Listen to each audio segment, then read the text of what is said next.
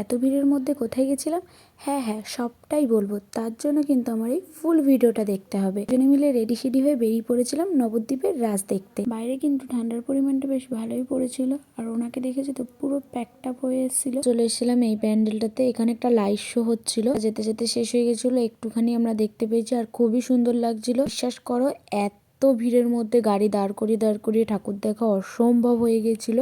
কি আর করা যাবে, তাও দু একটা দেখে আমরা সোজা বেরিয়ে পড়েছিলাম। আর এখানকার লাইটিং গুলো সত্যি অসাধারণ হয়েছিল। আর এখানের একটা লাইটিং যেটা খুবই সুন্দর, আর ফেসবুকে তো ভাইরাল হয়ে গেছিল এই লাইটিংটা। আমি তো বুঝতেই পারিনি এটা এখানেই হয়েছে, তো যাই হোক আমরাও দেখে ফেলেছিলাম।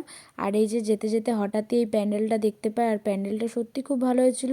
আমরা একটু ঢুকে দেখে নিয়েছিলাম চারিদিক। তো বাইক নিয়ে এত ভিড়ের মধ্যে ঠাকুর দেখা ইম্পসিবল হয়ে যায়, এই জন্য আমরা সোজা চলে যাই বড়মা দর্শন করতে। কি সুন্দর তাই না?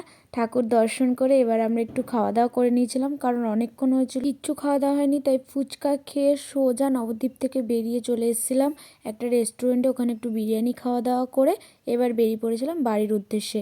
আর সত্যি বাইরে খুব ঠান্ডা পড়ে গেছে, তো এবার থেকে বাইরে কোথাও বেরোলে নিজের সেফটি অবশ্যই নিয়ে বেরোতে হবে, না তো ঠান্ডা লেগে যাবে। আজকের আমার ভিডিওটা এতটাই, কেমন লাগলো অবশ্যই কমেন্ট করে জানিও। ভালো লাগলে like, follow, share, comment. Tata.